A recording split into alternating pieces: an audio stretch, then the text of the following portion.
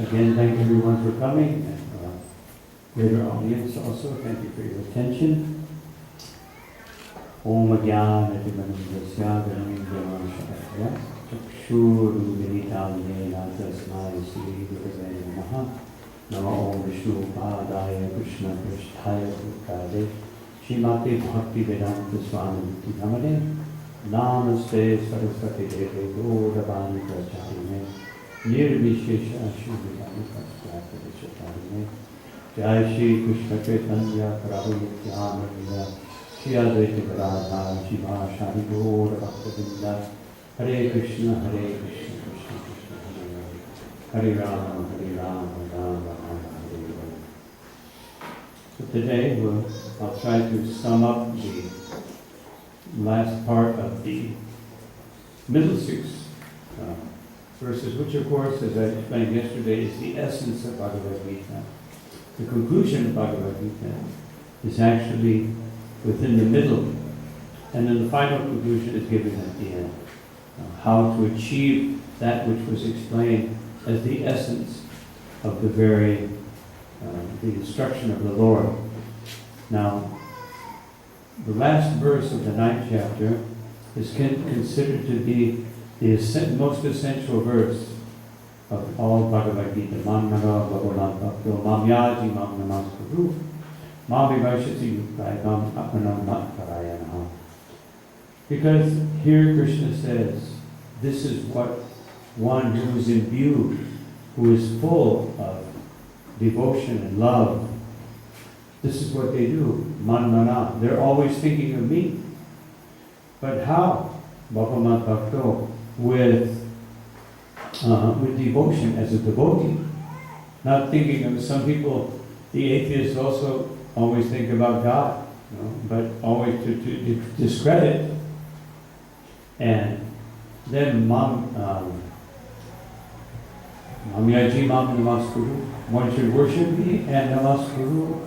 One should follow the rules and regulations that the system, the mechanism that brings us to that point. Because right now we're conditioned, we have uncontrolled senses, we're distracted. So the indications and disciplines in Shastra will help us to come to a peaceful and steady state of mind. And then, Mami Vaishasi Bhutayam, always be united with me. Such a person will reach me. So then Krishna, in the 10th chapter of Bhagavad Gita, he speaks what we call the Chatushloki verses. Or there's many other verses, but this is the essence of the 10th, which is also right in the middle. These 4 verses explain in a condensed form the whole philosophy of Bhagavad Gita. Bhagavad Gita is 700 verses, but these 4 verses encompass the purpose of all the other 700 verses. Just like in the Srimad Bhagavatam, which is 18,000 verses, there are only 4 verses that are considered Chatushloki, that contain everything else that is contained in those. That was spoken to Lord Brahma by Krishna. And Lord Brahma understood in those 4 verses what we can understand or try to understand in 18,000 verses. That's called superior intelligence. So sometimes, of course, most of us think that my intelligence is supreme. And that's what causes us so many difficulties and problems in our spiritual progress or attempt at spiritual progress. Because we try to limit Atmavan Manyate Jagat. We try to see everything in terms of my little tiny consciousness, my little budding consciousness. And I want to see everything in terms of that intelligence. And then we relatively compare ourselves to others and think, yeah, I'm pretty intelligent. This is called envy. Envy means that let me find who is inferior to me and feel superior. So this envy is what plagues the heart, and we'll have a little bhajan in a few more minutes that outlines the envy and different enemies of the soul which are surrounding us. Just like sometimes a fortress is surrounded by enemies. So the fortress of our heart which is the repository of loving devotion, is surrounded by these enemies, lust, anger, greed, etc. We'll hear that beautiful bhajan by Srila Bhaktivinoda Thakur in a few minutes. So Krishna says, Aham sarvasya prabhavo mata sarvam bhavayate. I am the source of everything that is spiritual and material. As I discussed the other day, we have a tendency to departmentalize our lives. And I have my religious department, and then I have my family and social, etc. But Krishna says, no, everything is coming from me. And therefore you will find everything in me. No, this is the essence of what he's saying. Iti matva. Bhajante man. Therefore one should worship me, because you'll find everything within me. Just like nowadays people go to the internet and order things, they don't necessarily go to the store. They can find everything very quickly and have it delivered to their home. Why go out and go shopping? Because some people like to go shopping. But if one wants to be very efficient, then you just get it all at home. So that's what Krishna is saying. If you want perfection, perfection comes from me. Buddha bhava samandita. Samandita means contained. When one develops this type of spiritual intelligence, then bhava, the spiritual sentiment, is contained within that type of intelligence. And then he goes on to say that those who actually have this intelligence, what do? Machchita, matita, prana. Their consciousness is always fixed in me. I am their very life and existence. Bodhyanta parasparam. They always speak. They want to hear about me, and they have interchanges about me. And also, Kityantas jamam nityam. They're always glorifying me. Tushanti cha ramanti cha. What is the result of such activities? They're always blissful and self-satisfied. So this is the second of the Chaturshloki verses. The third, very important, the most important of the three. So if you're in that category, what should be the characteristics that surround them? What would we find in such a person? Kesham satata. That always, those persons are always absorbed in me. And bhajatan piti purvakam. Tesham sattanam. They're always engaged in, connected with me. And with, how are they connected? With love. With love. Always ever fresh, ever flowing love. And such person, that Dinami Buddhi Yogam Tam, to such persons I give spiritual intelligence. And when Krishna speaks about this Buddhi Yoga, this special type of intelligence, it doesn't mean intellectual ability. Anyone can have this. The simplest, most basic person in this world, a simple worker, can have this greatest intelligence. We have a story, which I won't tell right now, but you can ask our devotees sometime, called the boatman and the philosopher.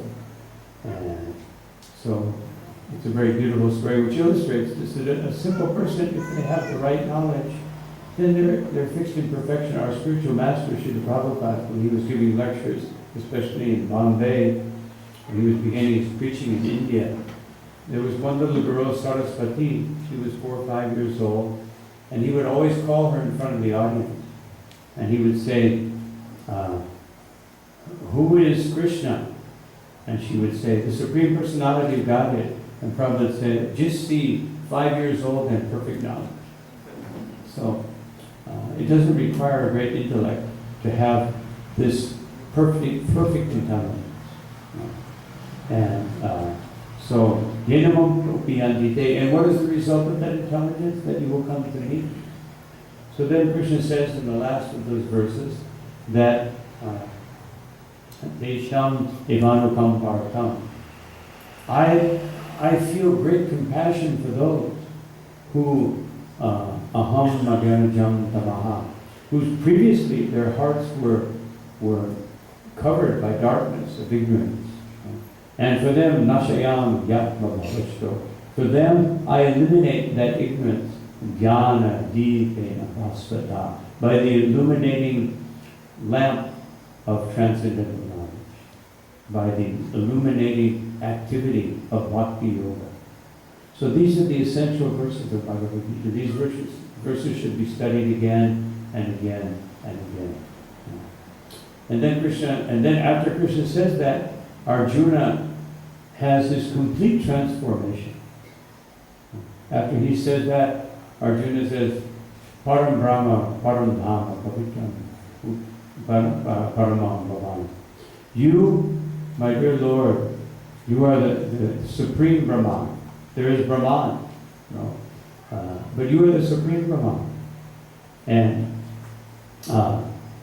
And you are the greatest repository of everything that exists and the greatest shelter for everyone. You are the supreme purifier. And he goes on to say that. And as Srila Prabhupada pointed out, that someone may say, well, he's just flattering Krishna, he's his friend, or he wants to get some devotional points. So, no, he says that Ahu Rishaya Sarve, that not only, this is not just my conclusion, but Devarshi Naradasaka Asito Devalo Vyasa, the greatest sages, Vyasadeva, Devarshi, Narada, they also have come to the same conclusion, and you yourself are telling me this. So, then Arjuna, this was the fruit of what he had said in the second chapter, Shishashtimam Sharimam Tram Prakanam. I'm your disciple, the soul surrendered unto you, please instruct me. Now he has assimilated the instruction. But Arjuna says, Keshu Keshu Chabhavashu. There are many ordinary persons who might not understand this. Can you please explain your greatness in ordinary terms that anyone can understand? And then Krishna, throughout the rest of the 10th chapter, he begins to explain how, whenever you see something great, like the Himalayas or the ocean or the sky, or whenever you see something very powerful, like a lion or a shark, or whatever you see something that is the maximum manifestation of some attribute, these are all my representatives. I am empowering, I am the power, I am the strength, I am the greatness behind all these things. And at the end of the 10th chapter, Krishna says that don't be overly impressed by all these manifestations that I just mentioned. They are simply a tejong sham. They are simply a spark of my Srimad Urjitam, of my beautiful and glorious splendor. This is just everything you see in this world, everything you see in this universe is just a spark of my actual operation. And then Arjuna, in the 11th chapter, he's thinking, I'm convinced, but people may just want to see Krishna as in a shark. They may offer puja to a shark or to a mountain. Just like in Venezuela, our neighboring country, they have El Avila, which is a big mountain right over Caracas, and they used to worship that. Still people worship that. Even one of our devotees made a song about that, for the ordinary people. So people worship mountains, and Krishna says, so to avoid that, Arjuna says, please show your in a condensed way. Instead of seeing everything spread out all over the universe, let me see it in one place, the universal form. And of course, Krishna wanted this, because through the universal form, as I mentioned on the first day of this, Krishna showed all of the opposing armies, and even the Pandavas' armies, all going into these mouths of the universal form, being devoured. And then Krishna told Arjuna that, first he told him, this form cannot be seen. I can't show it to you ordinarily because someone may say, let me see God. One time one man said to Srila Prabhupada, let me see God. And can you show me God? And Srila Prabhupada said, first of all, you have no qualification. But I will show you God. And what did he do? He took the Bhagavad Gita and said, here is God. No, you want to know God? Here is God. So, another man stood up before Srila Prabhupada and said, can you see God? And Prabhupada said, yes, please move aside, you're in the way. You're seeing the deity of the Lord. No? So, yes, but Krishna said, to see this particular form, you will require special eyes. In other words, Divya Chakshu, transcendental eyes. Now Arjuna didn't need these eyes because he had already seen Krishna in his original form of Krishna playing the flute. Of course, in Dwarka and Mathura, Krishna doesn't play the flute. He wears a helmet.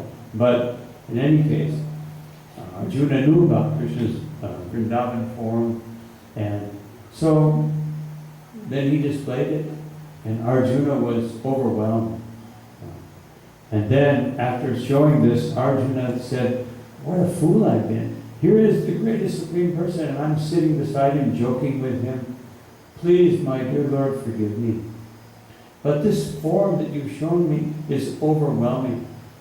Otherwise, Arjuna is confirming that we can never understand the Supreme Personality of Godhead through some ascending process or trying to understand it through our own intellect. It's beyond our capability. He said, therefore, please show me that form of yourself, meaning his forearm form, which is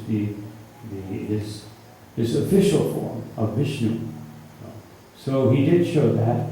And then finally he showed Arjuna that form which was most dear to him, his two-armed form. And then Krishna says that this form, Naham Vedaya, you cannot see it through the Vedas, you cannot see it through Naham Tapa, you cannot see it through austerities, you cannot see it through so many different ways. You can only see it by being my dear devotee. And then Krishna says a very key verse in the 11th chapter. He says that, how can you see this form? No? Ananya Bhakti Shakya. That only by undivided devotional service is it possible, aham evam vidavajuna, that you can understand what you're seeing before me, before you. And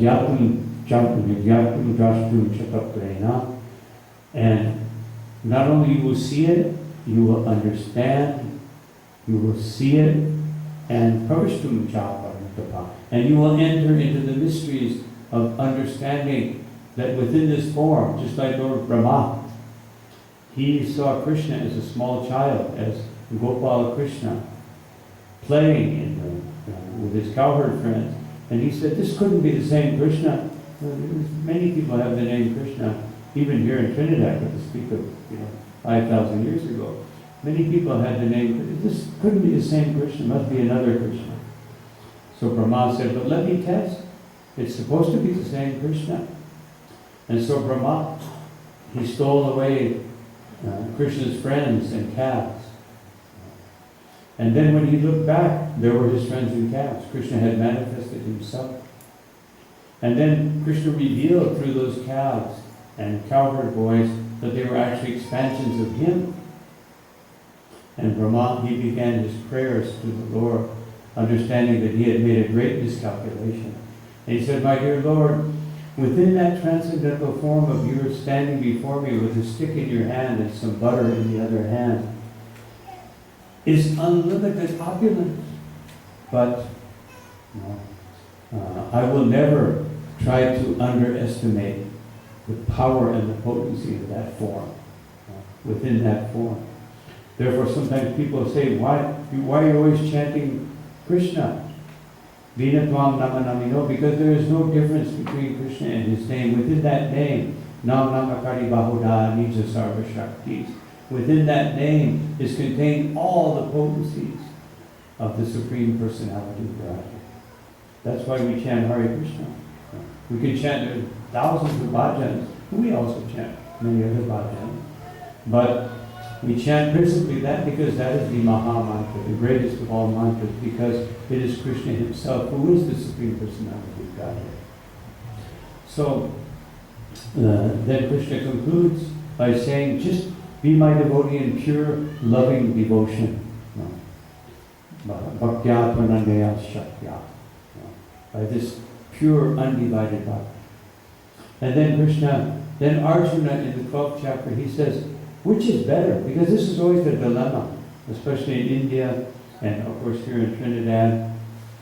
Who is supreme? Is Krishna the supreme person? Are the Devas supreme? Or all the Devas and Krishna all one and we're all one with all of that, as many people propound? And I'll say something at the end about that. From Sripad Shankaracharya, who is supposed to have propagated that understanding. But we'll see that actually he gave another understanding. He proposed that so that people who want to believe that way, just like Krishna when he disappeared from this world, he ascended back to the spiritual world, but he left behind an imitation form like a doll of himself. And some hunter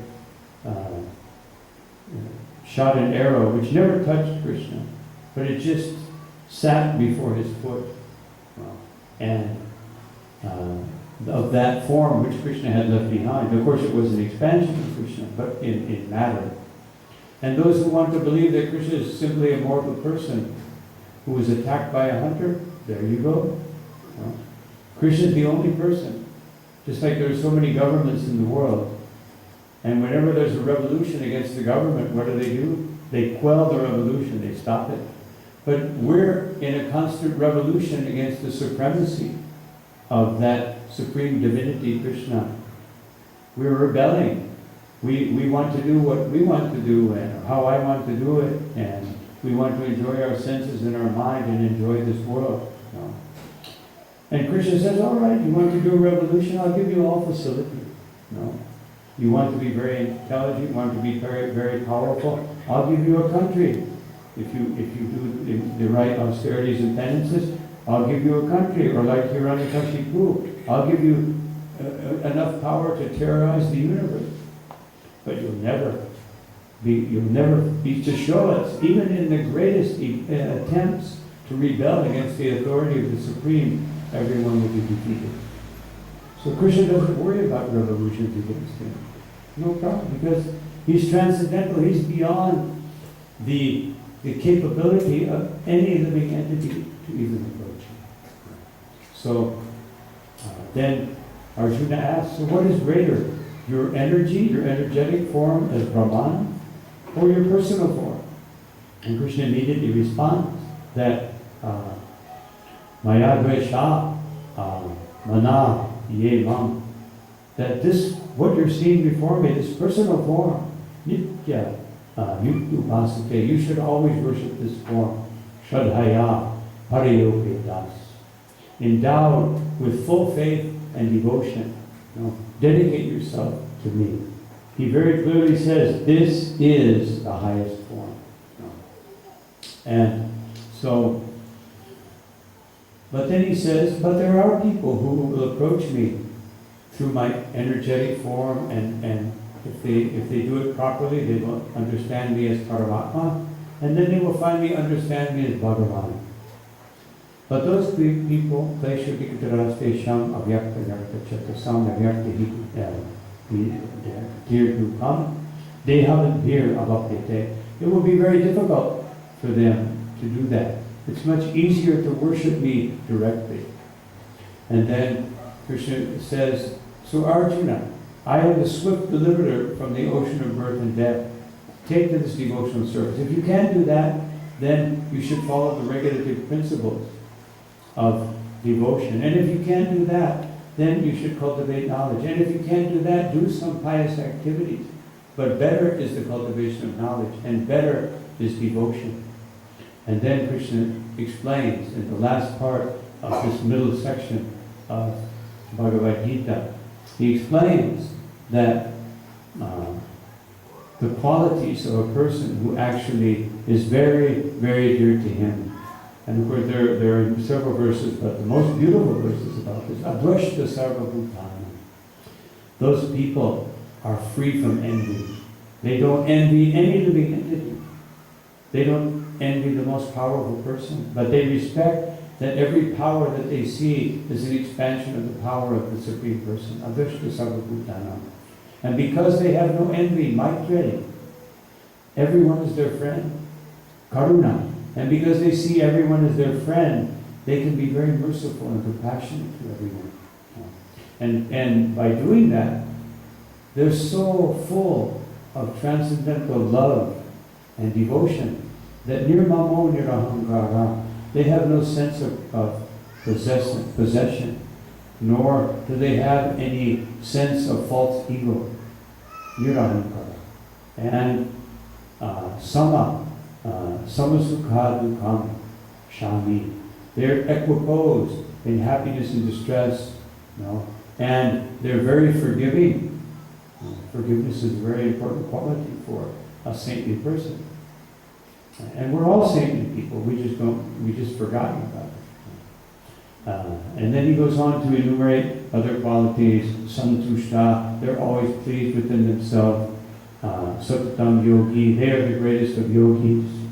And now he's saying this to Arjuna.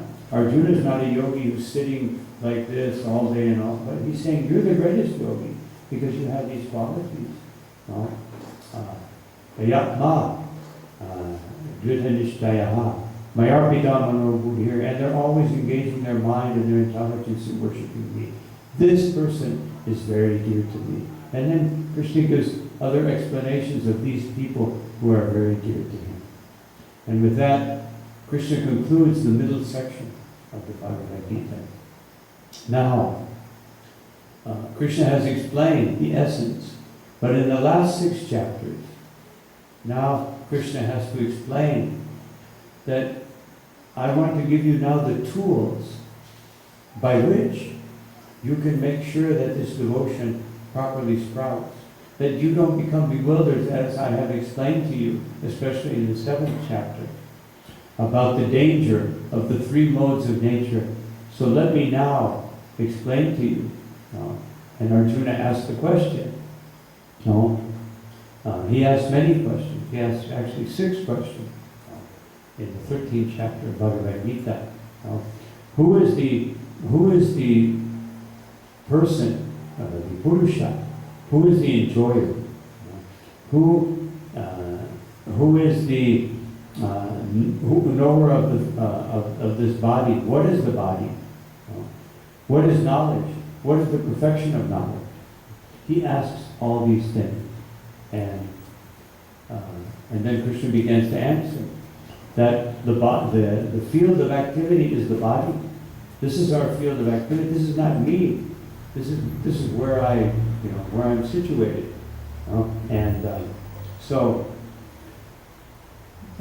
And then who is the knower of this body? Well, there are 2 knowers of the body. The first knower of the body is the soul situated in the body. But he only knows one body, and he doesn't know it very well. Anyone who studied biology and everything, how many people, biologists or scientists are amazed by the cell or the mitochondria within the cell, or the DNA and the RNA. They can't, they study it, but they can't really figure out how it works perfectly. And they try to engineer it, and who knows what kind of little monsters they'll create in the future, but that's another subject. Through genetic modification. Genetic modification has always been there. Here in Trinidad, there's the Julie mango. That's a genetic modification that's done naturally. Genetic modification comes about naturally when there is the need. But unfortunately, with our limited intelligence, we think nature's okay, but we can do it better. Although nature lashes back with a hurricane or a tornado or a tsunami and says, "Oh yeah, you're more powerful than me. Let's see who wins." And so we sung about that the other day in our bhajan, that Bhaja Hurema. We're beaten constantly by wind and rain and all these different factors. And nature, why does she do this? Because we are trying to exploit her. Yayidam tarate jivat, as Krishna says in the 7th chapter. We're trying to exploit nature, but nature will always show that she is more powerful than we are. So Arjuna explains these things, and he explains the goal of all knowledge is Paramatma. Then he introduces the knower of all bodies. You may know your body, but there is a knower of all bodies, and that is Paramatma, who of course is Krishna, the expansion of Krishna. But Krishna treats Paramatma as his expansion, and he speaks about him as he, that person, that Paramatma.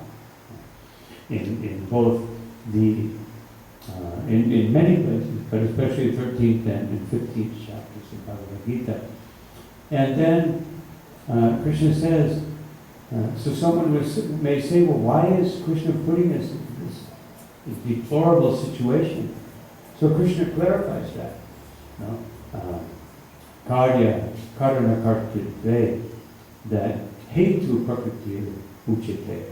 That this whole situation in the material world, which I've already explained in the 5th chapter, it's all being set up by material nature. But Purusham, Sukha Dukha Nam Bhoktitve Hetir Uchite.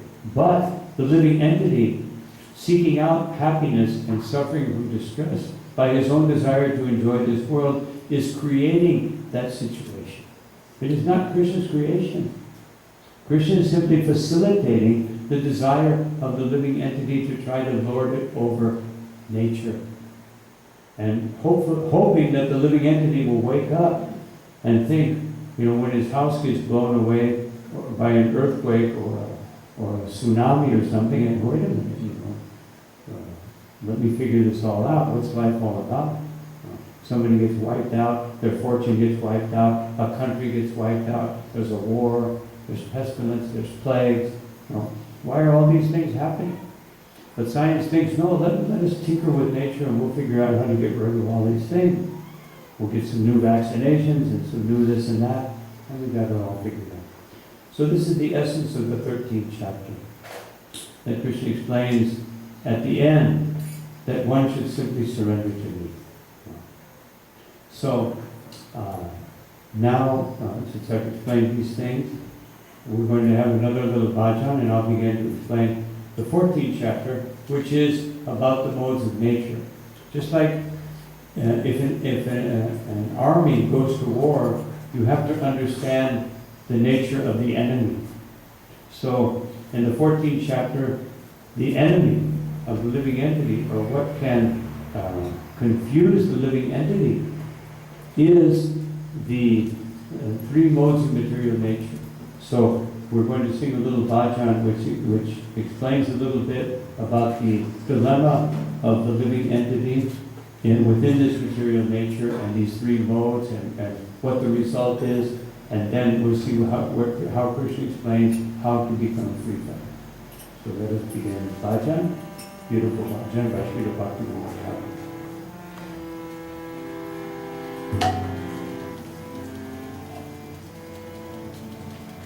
Hare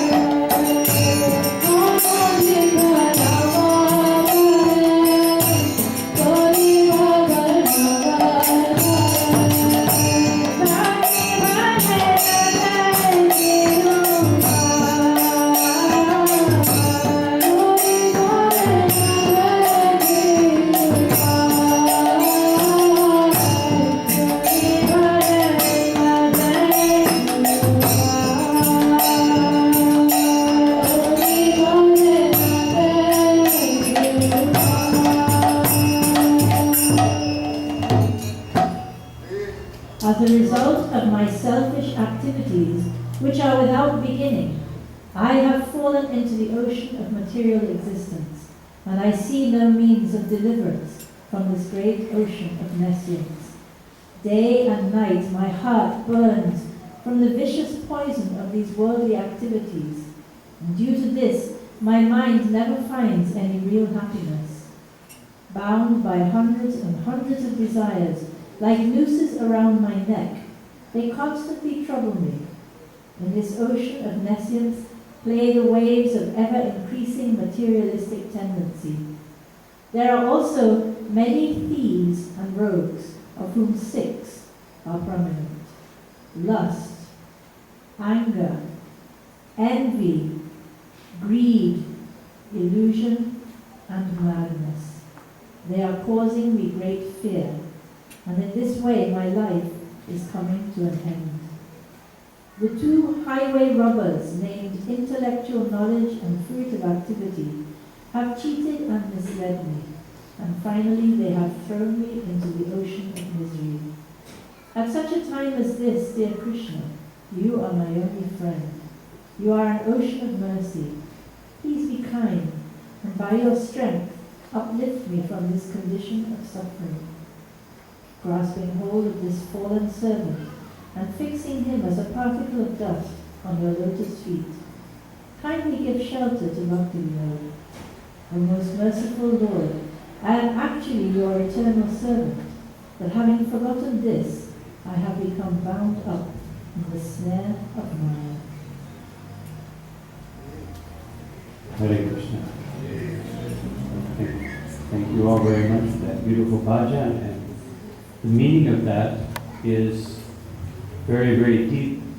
This is our situation. He is describing that we are in this ocean of birth and death. And now Krishna, in the 14th chapter of Bhagavad Gita, he describes what are these energies within nature, ignorance, passion, and goodness. And he describes them and how they're working, how they're competing with one another for domination, for controlling the living entity.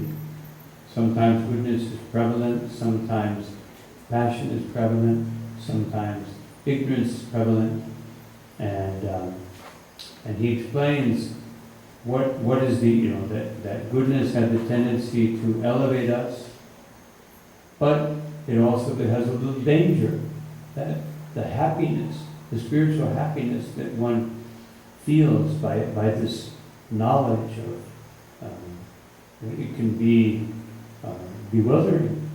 One can become proud, and passion drives us to try to get ahead in this material world and be better than others. And ignorance is just frustration.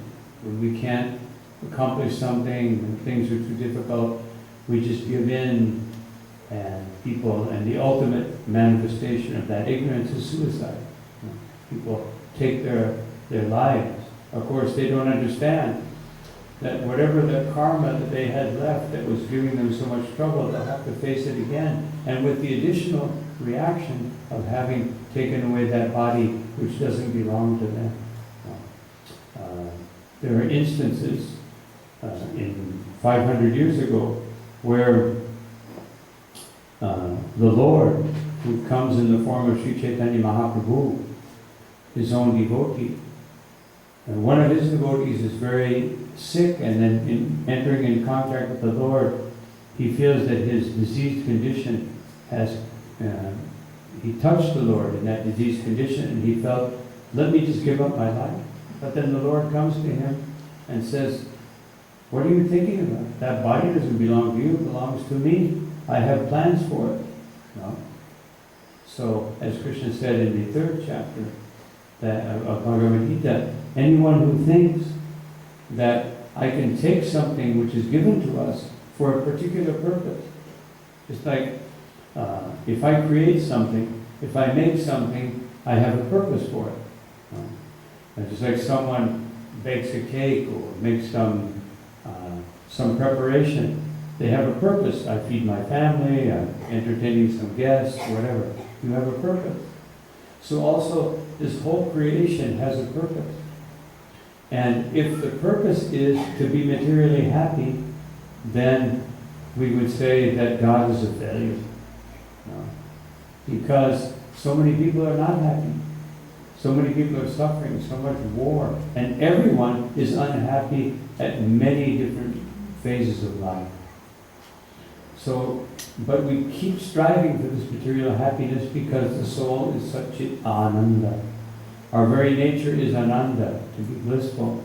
And therefore, when we don't get that bliss on the spiritual platform, we try to create it on the material platform. And this is the bewilderment that the three modes of nature tell us, no, you can be happy by having this superior knowledge.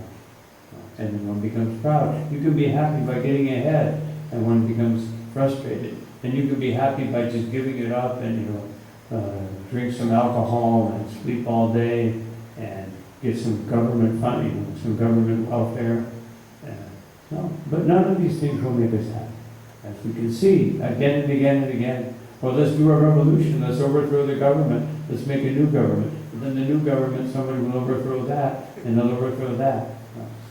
And so this is the strife that's going on and being controlled by these modes. So therefore, Krishna, throughout describes the danger of these modes and how they can bewilder us.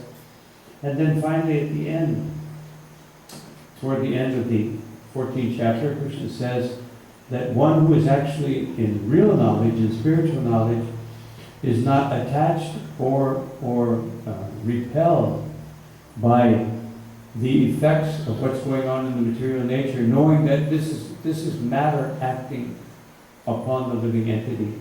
And what do? Mam chayo vyabhicharina. One who does not fall into this mentality of trying to compete with material nature. Bhakti yogena sevate. They take the process of bhakti yoga. Sadhunan samaditaitan.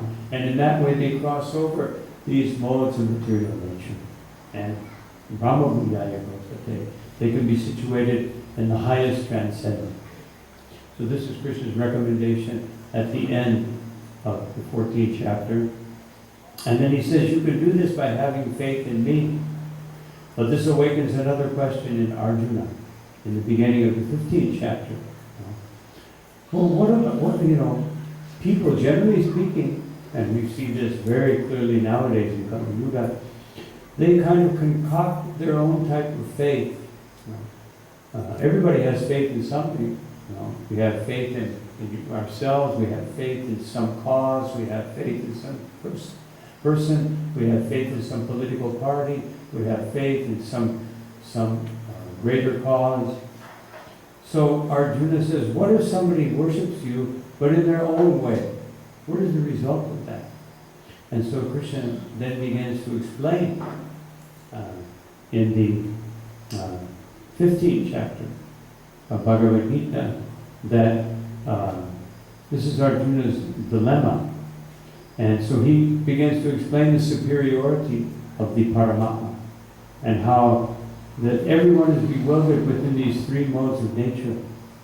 And because this whole material world is like a giant banyan tree, but it's different in the sense that the roots are going upward and the branches are going downward. So this is a very strange tree. And how is that tree explained?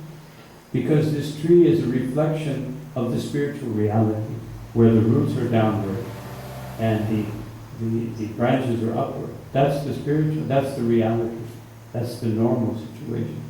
But reflected on the lake of desire, of material desire, the desire to enjoy this body, to enjoy this world, to enjoy independently of the Supreme, then we see the reflection where the roots, and where the two roots meet, this is called Brahman, the neutral stage between material existence and spiritual existence, which is worshipped by many people nowadays as the Supreme, because in that neutral stage, there's no suffering. The soul is actually starts to realize its own beauty and splendor. But in that stage, the activity of the soul, which is serving the Supreme, is not realized. So, but because we're suffering, just like if someone breaks their leg, then they don't feel like dancing. Obviously, you have a broken leg, you're not going to jump around.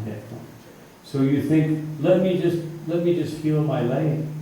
But once the leg is healed, then we feel like dancing again, or walking, or running, whatever. So we begin to believe that this Brahman, this negation of our self, the negation of our personality, is the actual goal. But that's because we're frustrated by these three modes of nature. So therefore Krishna explained, if one can cut through this, nirmana moha, if one can go beyond the illusion and the egotism of this material world, pitta sangha dosha, and faulty association of all these limited experiences in this material world, one can be free from all these things. Then one can cut away this tree of material existence by surrendering to the Supreme Personality of God. And then Krishna begins to explain that the living entity is my fragmental part.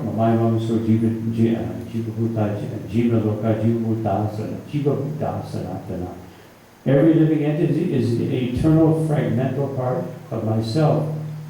But manashaskanindriyani, but bewildered by the mind and the senses. The living entity, prakritistani karshati, the living entity is struggling against material nature. Everyone is in this struggle. As I explained the other day, even the wealthiest, the most powerful person has to struggle to maintain their wealth or maintain their power. No. The more you have to struggle. But the less you have, the more you become envious of those who have more. And therefore you also struggle. Or if you don't have anything, you have to struggle to eat. So everyone is struggling. And this is, Krishna explains this, and then throughout the 15th chapter, he explains the situation of the living entity, how he's bewildered, but then he says something very beautiful. Jnana chakshu. He says, pashanti jnana chakshushaha. When one develops eyes of knowledge, instead of these gross material eyes that see things in terms of material nature, when you see things in terms of this knowledge, and then Krishna begins to explain transcendental Vedic knowledge. And then he says that I am the source. Vedashta sarvar raham vedyo. Vedanta Vedavid Eva Chaham. That I am the actual goal of this. I am that super soul within the heart of every living entity. And I give everyone knowledge, remembrance, and forgetfulness according to their desire. If their desire is to worship me, I help them to forget about the distractions of this world. And I give them the knowledge by which they can worship me. But if someone wants to forget me and enjoy material nature, I help them to forget me and to have faith and knowledge about this world, how wonderful it is, Discovery Channel, and all these wonderful things that exist in the material world. I help them to have faith in these things. And then he again speaks about the Paramatma, and he speaks about two types of living entities.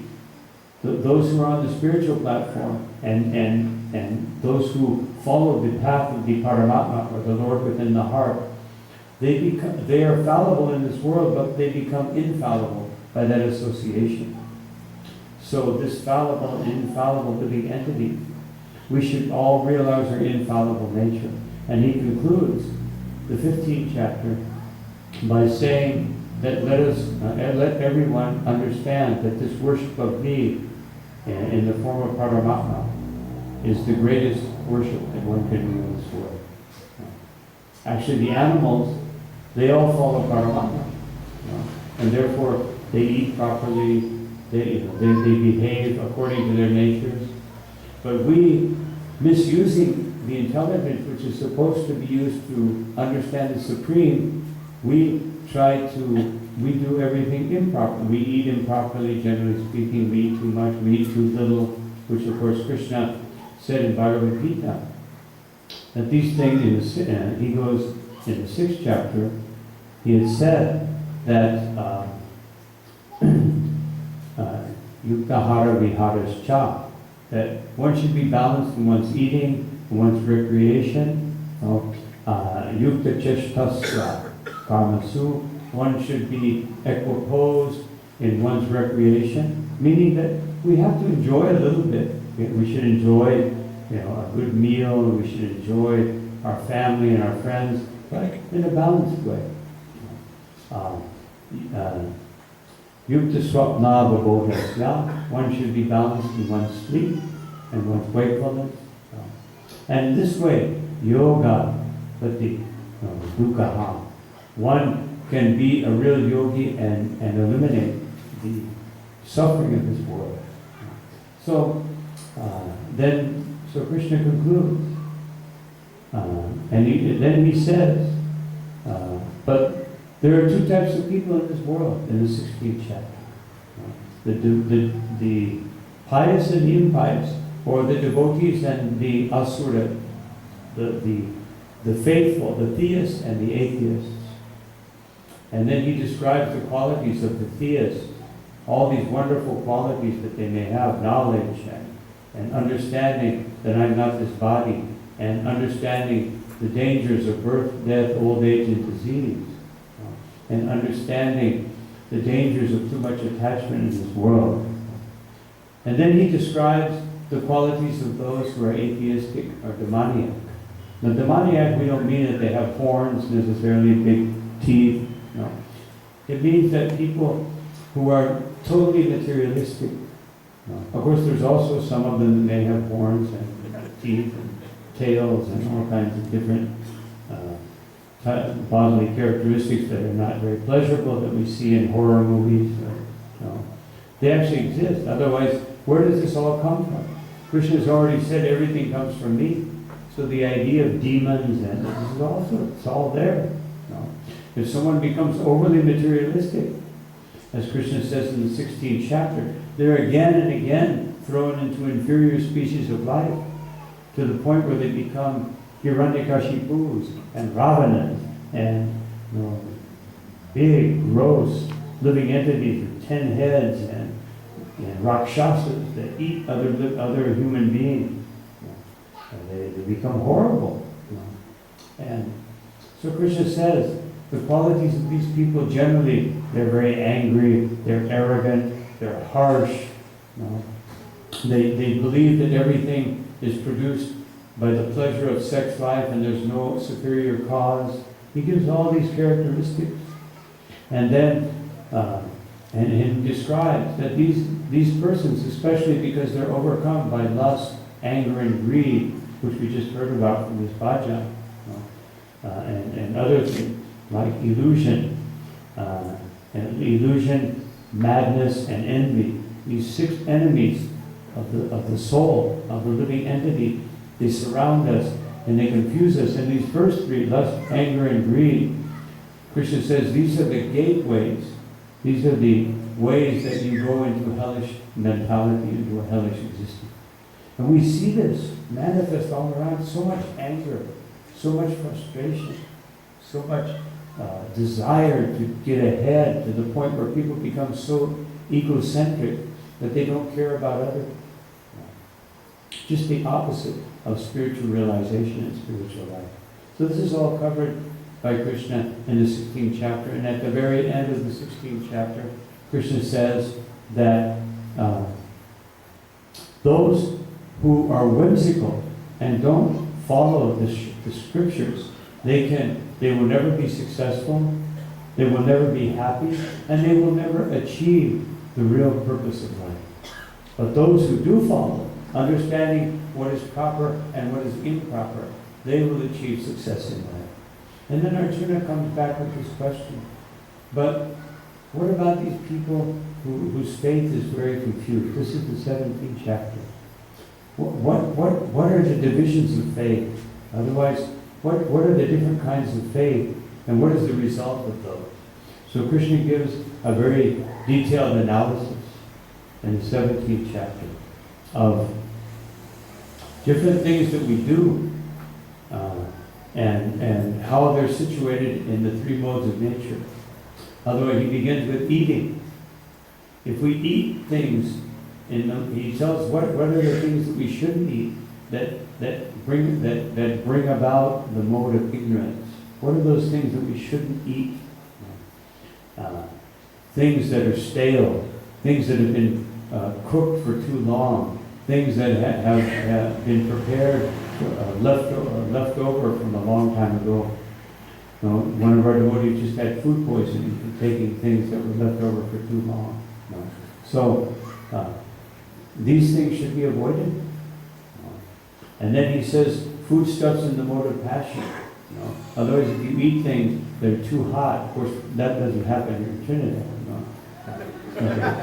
Too much hot pepper, too much things that are too sour, too pungent, all these too strong flavors, they will awaken the mode of passion, and we will do things. Mode of passion, our spiritual master Srila Prabhupada said that mode of passion means do it again. Otherwise, you do something and you will have to do it again because it's done without proper consideration. But if you eat foods that are juicy, fatty, of course fatty doesn't mean too fatty. It means that, oils, nice oils, not deep fried hydrogenated oils, but nice natural oils, juicy, sweet things like fruits and things that are sweetened nicely. These things lead to the mode of goodness. Eating these things, one will feel satisfied, one will feel complete, and one will feel like looking for something superior in life. And then he goes into different aspects of austerity, penance, charity. These are things which we are naturally inclined to. And he explains each of them in the three modes of nature, ignorance, passion, and goodness, showing that when things are done in goodness, then actually things that are done in goodness, they bring us to a higher platform. And so this is the basic essence of the 17th chapter. And then toward the end of the 17th chapter, Krishna says that when one dedicates everything to Om Sat Tat, that when everything is dedicated to that supreme, absolute truth, then everything goes beyond these three modes of nature. So then Krishna comes to the 18th chapter, the conclusion of Bhagavad Gita, the summary of Bhagavad Gita. And he begins by speaking about renunciation. He says renunciation doesn't mean that everyone takes sannyas and gives up everything, but one gives up the ownership, the sense of ownership, the sense of fruitive, that I will enjoy things, I will do things fruitively for my own benefit. But one learns to do things in sacrifice. He says these things, sacrifice, penance, charity, they cannot give up. They cannot be given up. They're important in society, but they have to be done in the proper way, as an offering to the Supreme. And then Krishna goes into analyzing work and workers. He says that every action has 5 factors. And so these 5 factors, we should understand them in terms of the 3 modes of nature. And he explains that how work done in the mode of ignorance, work done in the mode of passion. Then he explains even happiness. Happiness can come about in the mode of ignorance, just like people, they drink and they smoke and they feel some happiness, but it goes away very quickly and it causes distress. And happiness in the mode of passion, when you achieve something, but ultimately you achieve something someone else will come up along and achieve something greater, and then you're put aside and you're frustrated. And he gives these explanations. And then he says, there are different types of work, because we're all situated within this material world. Then we should understand that there are different tendencies of living entities. There are Brahmins, or the intellectual tendency. There are Kshatriyas, or the administrative tendency. There are Vaishyas, or the commercial tendency. Or Shudras, the labor tendency, working tendency. And all of these are wonderful, and if they're done in the proper way, even if one is just a simple worker, it doesn't mean you're anything less than the Brahmin, or the Kshatriya, or the Vaishya. It just means that you should do that type of service. And Krishna emphasizes, which he did in the 3rd chapter, that if one works, or his actions are done properly according to his nature, then he'll have success. But when one works outside of one's nature, then ultimately one will be ruined. And therefore he encourages Arjuna to work properly, which is as a Kshatriya, and fight. And then Krishna comes to the conclusion of Bhagavad Gita. And then he begins to explain in the first part, in the 50th verses, the first few verses, that by cultivating certain qualities of sacrifice, austerity, penance, freedom from attachment to the senses, etc., one can achieve the Brahman, or the neutral stage of existence, where the soul becomes prominent. And then he says a very famous verse, Brahmaputra prasanatman shochati nakamshati. And when one is situated in that Brahman, there is a very special happiness of the freedom from the modes of material nature. And the result of that, nashochati nakamshati, one doesn't lament for anything in this world, nor does one hanker for anything in this world. Sama sarvashu bhuteshu. One is equally disposed to all living entities. And when one comes to that platform, mad bhaktir labate param, one can be elevated to the platform of bhakti. And then in 3 more verses for the conclusion of Bhagavad Gita, Krishna says that one who actually comes to that platform will have the greatest success and the greatest happiness in life. And then Krishna gives some warning. But if one doesn't do this, and one goes against my indications and instructions, then Arjuna, if you do that, you're a Kshatriya. In any case, you will be forced to fight. But if you fight out of being forced instead of doing it out of knowledge or obedience to me, then you will be defeated. The purpose of this whole fight, you'll be defeated.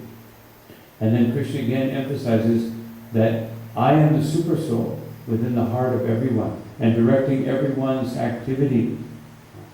So therefore, Arjuna, take this direction that I'm giving to you. Ultimately, you can do what you want, but I'm giving you the highest knowledge. Why?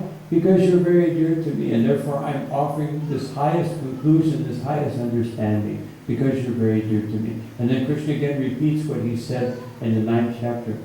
Manmana bhavamat bhakto mam yajimam askuru mam vivashasi satya. That one should think of me, be my devotee, worship me, follow those disciplines which will help you do so. And then you will be situated in the highest absolute truth. And I'm telling you this because you're very dear to me. Krishna says it 3 times, you're very dear to me. You. Why? Because you're my devotee and my friend, as we discussed the other day. And then Krishna comes to his conclusion. What should you do? Sarvadharmam parityāja. Give up all dharmas. What does that mean? I stop working? No. I don't do anything? No. It means giving up those dharmas means that whatever you're doing, now you have to do it exclusively as an offering to me. No. Don't do it to be part of the varnashram system, but utilize the varnashram system because you're still situated within this world, utilize it as an offering to me. Utilize everything as an offering to me. Mamekam sharanam raja. You should take full shelter of me. Aham pam sarvapapigyo. Don't worry about sinful activities. Otherwise, there are so many indications in the Vedas that you shouldn't do this, and you shouldn't do this, and you have to do this way, and you have to do. Don't worry about that. Just surrender to me, and what is previously described in Vedic knowledge as sinful or incorrect, I will wipe out the reaction for that because you are obedient and you are following my instructions. No. Mokshai shami mam shuchaha. Do not fear. No. I will liberate you from all difficulties and all problems. No. And this is the conclusion of Bhagavad Gita. And then, of course, Sanjaya begins to explain at the end that anyone who follows this Bhagavad Gita, anyone who sees Krishna as the Supreme Person and Arjuna as his devotee, will be victorious, will be successful, and everything in his life will be perfect. So, this was the end of the Bhagavad Gita. Just in conclusion, I want to say that the Shankaracharya, whom most of India follows his philosophy, he stated that this Bhagavad Gita, what did he say? That ekam shastram, devaki putra, gitam, that there should just be one shastra, and that is the Bhagavad Gita. And eko devo, devaki putra, eva. And there should only be one worshipable Lord. And who is that? Devaki putra, Krishna. And eko mantras. And only one mantra. Tasya namami yani. That one mantra should be Hare Krishna, Hare Krishna, Krishna Krishna, Hare Hare, Hare Rama, Hare Rama, Rama Rama, Hare Hare. And there should only be one activity, which is the worship of the Supreme Personality of God. So that was the conclusion of Shankaracharya, who people believe that he's saying that we're all one with Krishna. But that's actually not his conclusion. That is his exposition for those that want to believe that way. But his conclusion is that we should accept this Bhagavad Gita. So in conclusion, first I thank you all very much for your attention and beg all of you to please take very seriously the recommendation of Shankaracharya, of Srila Prabhupada, of all the great acharyas, Ramanujacharya, Madhvacharya, all the great acharyas who have brought this transcendental knowledge of Gita and other aspects of Vedic knowledge to the forefront for our benefit. So thank you all very much. I appreciate your attention. Srila Prabhupada ki jai, Srimad Bhagavad Gita ki jai, Sakai Gautam Mandir. So Hare Krishna, as we are about to prepare for Arati, please let us show our appreciation for His Holiness Guru Krishna Swami, who is leaving us tomorrow with a loud Haribol. So now please stand for Arati. Hare Krishna.